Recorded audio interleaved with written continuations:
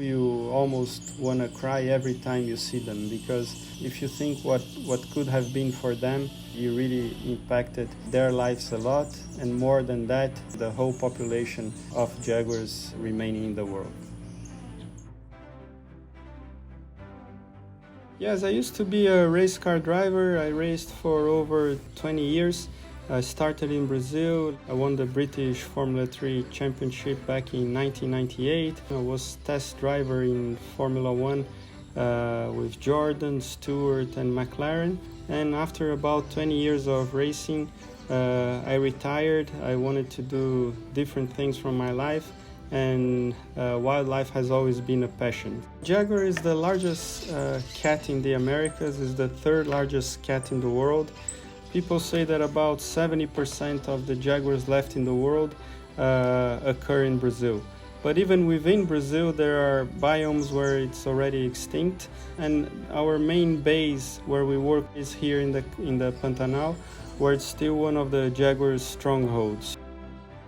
Back in 2014, we learned of an accident that happened in a little town called Corumbá, about 200 kilometers from here, where the Paraguay River, the main river that runs through the Pantanal, had overflooded that year. So a mother jaguar brought their two cubs to the drier side of the river, and unfortunately that was inside that small town called Corumbá. And when day broke, she was in the backyard of a guy.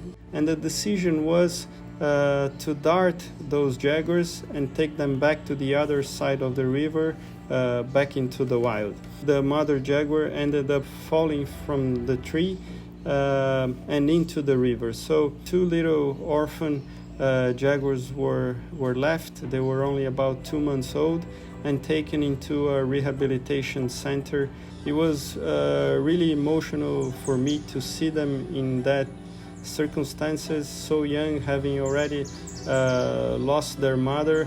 It took us about 6 months, but eventually we managed to get the license and build an enclosure with a view of letting them be wild again. I think the main reason that reintroduction processes with jaguars had not worked in the past was that people used to get too attached to the animals. Our plan was to do a whole different process where the jaguars wouldn't even see us. If you reintroduced a deer, for instance, once you let it go, it would naturally go out and feed for itself. For jaguars, they need to learn how to hunt. The whole process went like a video game, so they had to succeed in one phase to move on to a harder phase. So first we would feed them with smaller animals, and then with female animals, and then with male. So we started with capybaras, caimans, all the way until they were able to hunt big male peccaries, which could be very dangerous and in fact could even kill a jaguar. So when they were getting close to 2 years old, we knew they were ready to be released. They were hunting everything we would put in the enclosure within 5 minutes and very effectively. There was a big possibility that we would never be able to capture them again if things didn't work out, if they couldn't hunt successfully in the wild.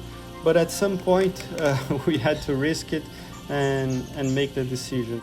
So we went there one afternoon, opened one of the gates. We had to wait all through the night and the next morning to go get these camera traps to check the satellite data of the colors and to even know that they had left the enclosure. It was a huge celebration. I don't know if I can describe the emotion, if it's happy or sad. Happy in one way that they were wild again, sad that we might never ever see them again. Once they left the enclosure, about a week later, one of the jaguars made its first kill. It was impressive. It was a peccary, which is probably the most dangerous animal they can hunt in the wild. And from that moment on, we knew she would succeed. The other jaguar struggled a little bit more. We saw her hunting egrets and some other birds, which is very unusual for jaguars, and we were actually quite worried about her for about a month. Finally, she hunted a caiman, and from then on, I think she learned that she was capable and that she was a wild jaguar, and that's what she had to do.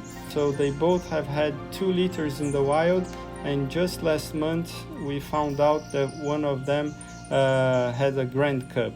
It's something that really makes me happy, and I think about it pretty much every day.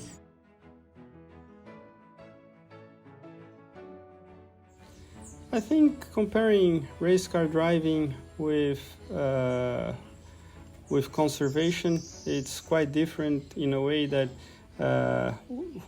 inside the car you're pretty much in control of what's happening. With nature, you're never in control.